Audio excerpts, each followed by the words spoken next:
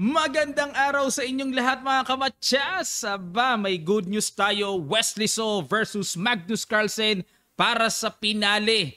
Ayan, dito sa ongoing Champions Chess Tour. At ang champion ay tatanggap ng $200,000 US dollars. Mahigit 10 milyong piso sa atin yon mga kamatsas. Malupites, big time ang torneyong ito. Talo na kagad tayo sa set 3 dahil yung set 2 nangyari ngang nakabawi. Na-neutralize ni Wesley ang match na 2.5 din niya si Nodirbek. Kaya itong set number 3, 2 rapid games na lang. Pag nag-1-1, Armageddon. Okay. Bagamat alam na natin ang naging results, silipin pa rin natin. Game number 1, white dito si Wesley, nag-E4. Nag-E5 si Nodirbek, Knight F3, Knight C6, Bishop C4, Knight F6, Knight G5. Ito yung tinatawag na fried liver attack. Bihira nang gamitin ito mga kamatsas. Nag-D5, capture, Knight A5, Bishop B5 check. Yan talaga main line. Bishop D3, Knight G4. Sabi nga ng mga commentators dito kanina, nasilip ko yung live commentary nila, sinurpresa din si Wesley ng Knight G4. Bihira pong gawin yan. Usually, ang ginagawa dito, Knight D5, pangalawa, H6 paalis. Pangatlo, yung line na Knight G4. Threat ang Knight sa G5, nag-Knight E4, F5, good move. Hinabol lang atake. Bishop E2, good move din. Alam din ni Wesley, aware din siya sa line. Nag-H5, another good move para depensahan ang knight. At nag-H3, good move na naman. Palitan ng mga good moves. F takes E4, H takes G4. At nag-Bishop C5, good move. Knight C3, develop. Queen D4, another good move. Threatening matchas. At nag-castle, good move din. Talagang napapatunghay ang ulo ni Stockfish Computer Engine dito. Nag-castle. Ayun, pag-castle mga kamatsas. Okay, bookline pa rin pala, sorry. Kala ko novelty na. Queen E1, good move, bookline pa rin. At kumapture sa G4, D3, still bookline. Ang haba pala ng line nito. E takes D3, Bishop takes D3, Rook takes F2, good move. Parang sorpresa na pero nasa linya pa rin. Queen takes F2, Queen takes F2, Rook takes F2. Ang ibig sabihin ng sacrifice na yan, may G3. Kaya okay lang din, timplado pa rin. Knight E4, G takes F2, checking F1, Bishop D4. Ayan, teka muna mga kamatsas. Atras muna itong Bishop D4, ang genuine novelty. Dahil sa mga nagdaang laban na itry na Bishop B6 at may tumira din ng Knight to B7 para simpleng depensahan lang ang Bishop sa C5. Pero dito nag-Bishop D4, Bishop D2, tiniret ang Knight, Knight B7, umatras C3, Bishop B6, check, King H7, Knight takes F2. Yan kasi ang mabigat na pawn eh. Kailangan makuha. Develop, Bishop F5, Rook E1, tiniret ang pawn sa E5, Knight D6, counter attack. At nag-Bishop B3, atras lang, Rook E8, depensa, Bishop E3, tinanggap naman ni Nodirbek ang palitan na yan, King G6, Bishop A4, tiniret ang pawn, Knight to C4, counter threat. Mahilig counter threat itong si Nodirbek. Rook G3, checking F6, B3, Knight A5, King E2, E4, Knight G4 check, tinanggap ulit ang exchange, G5 good move, Rook G3 good move. Ito pong si Stockfish, maselan. Pero sa pagkakataong ito, lagi siyang napapasang-ayon sa mga ginagawa ng naglalaban na ito. B4, another good move, Knight C4, bumagsak ang pawn sa C6, King F5, dinipensahan, Bishop D7 check, King F6, Bishop C6, King F5, check ulit, King F6, Rook H3, good move, Rook D8, Rook H7. Ayun, nakita rin nating namarkahan ng bad move dito si Wesley. Dapat daw ang tira, Bishop to B5 para paalisin ang Knight sa C4. Pero, tuloy tayo sa Rook H7, nag-E3, Brand X naman. Dapat daw ang tira, Knight to A3. Siguro yung mga kalikalikot Knight B1 ang gusto dito. E3, A4, A5, bumasag. Exchange, King takes E3, bumagsak na yung pass pawn. King G6, Rook E7, King F6, Rook H7, King G6 ulit. At iniba ni Wesley, King F7, Rook A6. Ayun, kasi may pupuntahan din naman Knight C4 checking D4, nakadikit, Knight A3. Pero ang problema, nakabitin ang bishop sa D7. Rook A7 dinipensahan, dinikitan, good move. King E4, bumagsak na, King F5. Yun nga lang, linis na linis ang board. Walang kaponpon dito ang black. King F4, Knight D6, G4, Knight F7, kinapture na lang. Tabla ang kanilang naging first game dito sa set 3. Bakit po naging tabla? Kasi pag kinapture yan, didikitan lang ng king yan, napakalayo ng white king. At pagpalagay ng nandyan ang king, rook pawn pa rin yan, pupunta lang ang king, pabalik-balik lang sa dulo, tabla pa rin yan, theoretically drawn endgame yan. Okay, matindi ang kanilang first game, paramdaman at paulanan ng good moves. Tingnan naman natin ang kanilang naging game number 2. Black naman dito si Wesley, nag-E4 si Nodirbek, E5 si Wesley, Knight F3, Knight C6, Ruy Lopez, Berlin, ang walang kamatayang legendary Berlin, nag-anti-Berlin dito si Nodirbek. Ayaw niya ng equal-equal. Bishop C5, Bishop A4, interesting. Nag-castle, castle, Rook E1, C3, D5, paluwag kagad sa sentro si Wesley, Knight BD2, nag-H6, Rook E1, kumapture sa E4, A5, ayan, para may space din naman ng bishop na aatrasan just in case mag-Knight B3. Nag-Queen E2, Bishop D7, Knight F1, Rook B8. Ayan, mukhang bibitaw yata ng B5. Knight G3, so typical maneuver talaga yan. At nag-Bishop D6, bakit kaya umatras dito si Wesley? Magbi-Bishop E3, yun ba iniiwasan niya? Bishop B5, binalikan ng B5 square. Kasi magbi-B5 dito no? Knight E7, hamon ng bishop. Knight H4 para ilalagay ang knight sa F5, kumapture, capture, Queen D7 at nagkapalitan na po. Knight F5, palit-palitan, Bishop C5, King F1, H5, Rook D1, Rook ED8, King E2, G6, paalis sa knight, Knight E3, Knight B6, capture, capture, B3, A4 at dito nag-Knight C2, F6, B4, Bishop F8, Knight A3, King F7, Bishop E3 at nag-Knight C8. So dito pa lang mga kamatsas, pangitang-pangita na halos symmetrical ang pawn structure.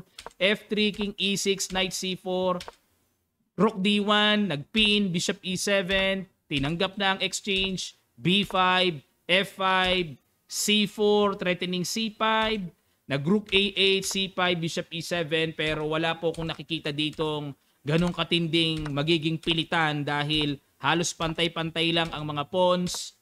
King D7, Rook B3, King E6 at nagpabalik-balik. Tabla ang game number 2. Rapid nila.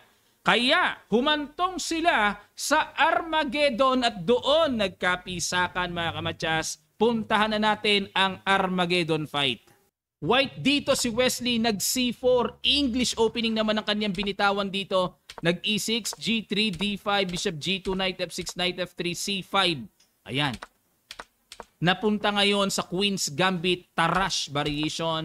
Castle, castle, kumapture sa C5, Bishop takes C5 at nag A3. Kaya kinapture po ni Wesley para magkaroon ng problemang bahagya. Isolated pawn ang D5 dito ng black. Nag H6, B4, Bishop E7. Ayun, teka muna mga kamatsas. Bishop B6 ang palagi ang ginagawa dito pero umatras si Nodirbek sa Bishop E7 sa E7 square. Bishop B2, A5 para mabasag, B5. Obligado para kahit papaano, solid ang pawn structure. Knight C3, Knight B6, Knight to A4. Hinamon ang Knight, Knight C4, Bishop D4 at nag-Bishop D7. Teka muna mga kamatsas, kumarga ng lalim dito si Wesley. Ano ang mayroon kung capturein ang sacrifice pawn sa A3? Magna Knight B6 to attack the rook. At kapag nag-Rook B8, kakapturein lang daw ang bishop, Rook takes, kakapturein ulit ang knight. Ayun, hindi pwedeng kumapture ng bishop. Lilipad ang knight, obligadong ipang-capture ang G-pawn, pero may knight to D4. Okay, nakapingas nga ng isang pawn sa A3. Ang kapalit naman, humina ang kingside. Delikado sa black yan mga kamatsas. Okay? Yan ang mga diskartihan yan. Kaya dito, Bishop D7, nag-develop na lang, tineret ang pawn, Queen B3, depensa, Knight to E4, Rook FD1, Bishop E6, Knight B2, ayan, para ma-neutralize ang strong knight, umatras muna, A4, Knight F5, Knight to D3. Tanggap dito ni Wesley makuha ang bishop niya sa D4 kasi puposte naman ang knight dyan na napakalakas. Rook C8, Rook AC1, Queen D6, Bishop E5, tineret muna, Queen B6, Queen B2, Bishop F6, ayun, namarkahan ng bad move dito si Nodirbek. Dapat daw ang tira, Bishop to D6 ang tira kung gustong i-exchange sa Bishop.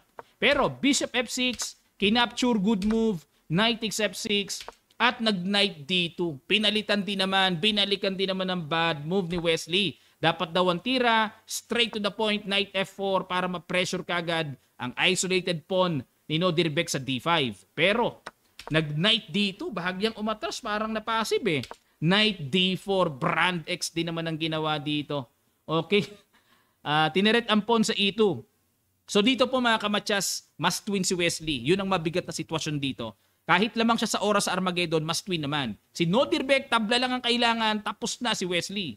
So dito dapat daw ang tira, Rook FD8. Logically, develop na lang daw sa sentro. Pero nag-Knight D4, Knight F4, Bishop G4, Knight F1. Ayan, para dipensado ang pawn sa E2. Rook takes, Rook D8. Bad move na naman si Nodirbek. Dapat daw ang tira, Rook E8 pag initan talaga ang pawn sa E2. Pero nag-Rook D8, dinipensahan ng pawn sa D5. Knight E3, good move. Bishop E6 para fully protected. Rook D1, good move. Aalis na ang Knight, Knight F5 at tuluyang bumagsak ang IQP ng Black. Isolated queen pawn. Takes. Na one pawn down dito si Nodirbek. Knight E7, Bishop B3, capture. Pero hindi pa rin ito easy mga kamatsas. May extra pawn nga ang white pero nasa same side. 4 versus 3. Hindi pa rin biro ito. Paano mararamdaman ng white dito ang kalamangan ng isang pawn? Queen D6, tineret ang Bishop. Bishop B3, B6, Queen C2, G5, Queen E4, King G7, E3. So another process ito ng kunatan, gapang, Queen F6, King G2, King F8, Queen A8 check, King G7, Queen E4 ulit, King F8. Matigas pa rin ang block dito. Malaking hamon pa rin kay Wesley. Paano pipilitin? Nag-Queen D8 na lang para maiba. Hindi pwedeng ma-threefold. Repetition, matatabla. Queen E5. Bad move ang tinira dito ni Nodirbek. Dapat daw G4. Ayan, para may mga check-check mamaya. Pero, nag-Queen E5. Bumigay ang pawn. Nabitawan ang pawn. Yun lang. Queen E4 check. May F3. Good move. Dipensado ang pawn sa E3. Nag-Queen B1 para may mga likot-likot. Queen D4 check, F6, Queen C4. Yun nga lang, dipensado ang Bishop, may mga sundot pang papunta sa F7. Yun ang malakas na hindi napansin ni Nodirbek. Queen G6, kailangan yung depensa ng F7 eh. B6, isa pang masakit na suntok dito dahil may napakalapit ng pass pawn. Yun laing. Queen E8, B7, pass pawn is a criminal. Sabi nga ng mga legendary. Knight C6 para depensahan. Dito po mga kamatsas ang nagpapasok sa pinali kay Wesley tira. Ano kaya yung huling tira na yon? Pakiguess nyo po sa ilang sandali lang. Tutuloy kagad natin. Start! Maraming salamat. Congrats po sa mga nakakita ng excellent move. Queen takes Knight. Resign si Nodirbek. Removing the guard. Pag kinapture, mag-BB8 Queen. Walang kagulo-gulo dito. Malinis. Walang mga check-check na mga magagawa pa si Nodirbek. Nag-resign na. At matagumpay si Wesley. Makikipagdigmaan kay Magnus Carlsen para sa pinale upang paglabanan ang $200,000 US. Mahigit 10 milyong piso ang kanilang pinaglalabanan para sa pinale mga kamatsas. Meron na bang magagawa si Wesley o makakabawi si Magnus? Magbuhat ng talunin ni Wesley si Magnus sa elimination round nila. Babawi ba si Magnus? O sa palagay nyo, ang momentum talaga ay na kay Magnus Carlsen? So yan po ang aabangan natin sa pinali nila. Meron silang 2 sets of rapid matches na tag for 4 games kung di ako nagkakamali. Medyo matagal pa rin ang laban nila. Then kapag yung set 3, 2 games na lang yon, then Armageddon. So yan po, aabangan nating mainit na pinale dito sa Champions Chess Tour Grand Finals. Maraming salamat po mga kamatsas. Kung kayo po ay may mga nakitang tira sa games na inanalyze natin, pwede nyo pong i-comment sa section below or any suggestions na masasabi sa side ni Wesley, sa side ni Magnus. Welcome po kayo sa ating comment section.